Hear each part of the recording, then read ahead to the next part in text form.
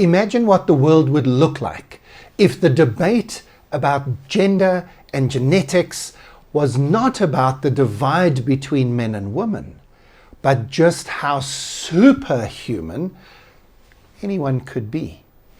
Welcome to Throw Forward Thursday. My name is Graham Codrington, and this is where we jump in the future, see what's going on there, and decide if it has any implications for us today. And today I want to think about genetic enhancements as it relates to a real debate that we're having in the world at the moment. The debate around the genetic makeup of people. The debate really is around the genetics of gender.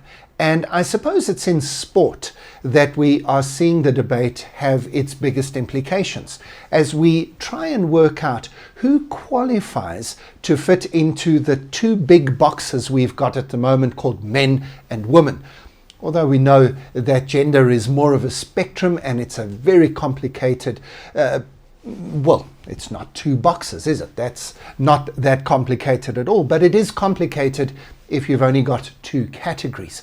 What happens if the debate in the future is not about the divide between men and women, but rather about the divide between various genetic capabilities?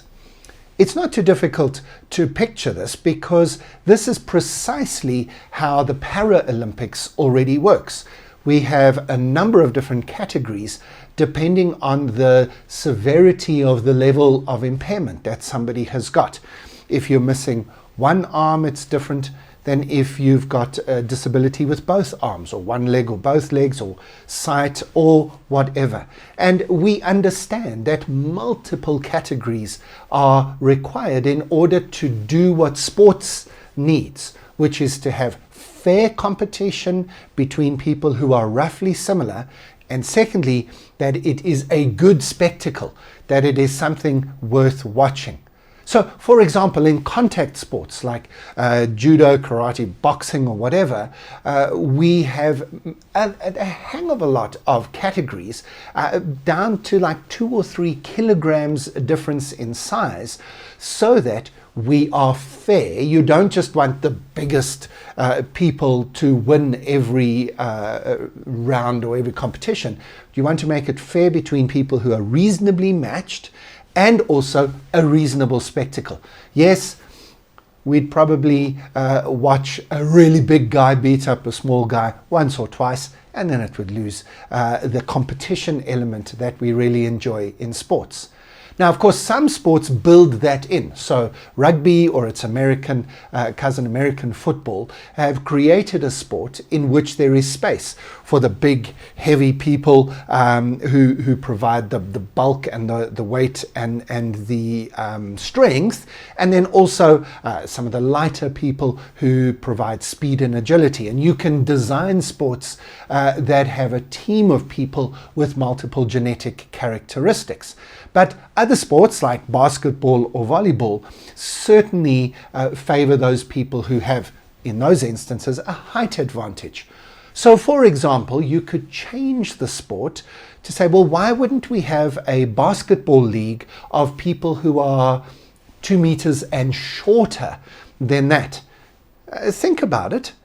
If everybody, if the maximum height allowed was 6 foot or 2 meters or whatever it might be, I'd watch that league because it would be fair, you'd see a good competition, and it would be a great spectacle. In fact, shorter people are probably more athletic and faster. I'm not saying that some of the great basketball players are not athletic, but you would be even more athletic if you were shorter. I mean, look at some of the gymnasts. And so it would be a different spectacle, and it might even feel like a slightly different sport. But there would be no real reason why it would be an inferior product, simply because you took the height advantage out of it. Now, think about it. I think I'm making a stronger point than you might initially believe. But here's the point of today's Throw Forward Thursday. Sometime in the future, we are going to be able to identify which specific genetic characteristics are important for different sports. So is it VO2 max? And that might be for some of the cardio heavy sports. Is it strength? And then it comes down to muscle fiber and bone density in other ones. In long distance running, it might be, those twitch muscles, and that would be in sprinting. And so we would have different genetic characteristics, and then we would create different classes of those. And we might even at that point open up our games for genetic enhancement. And those people who have enhanced their genetics, whether they've done that artificially as adults or whether the enhancement came from their culture or their parents making decisions even before they were born. Genetic enhancements are coming. Genetic enhancements already exist. Most people who make it to the Olympics already have a genetic advantage over ordinary people. So we're not making a suggestion here that doesn't already exist.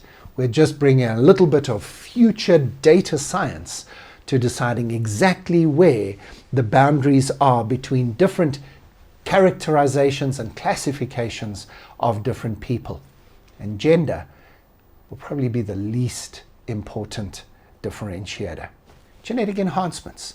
It's going to change the sports of the future. It's going to change our view of what it means to be a human in the future. As always, thank you for joining me in the Throw Forward Thursday studio. If our team at Tomorrow Today can help you in any way, imagine what the future might look like and think about the implications for our world, be in touch and stay connected. Like and subscribe as well wherever you're watching this video or listening to this podcast. It helps other people to find us. Have a great week.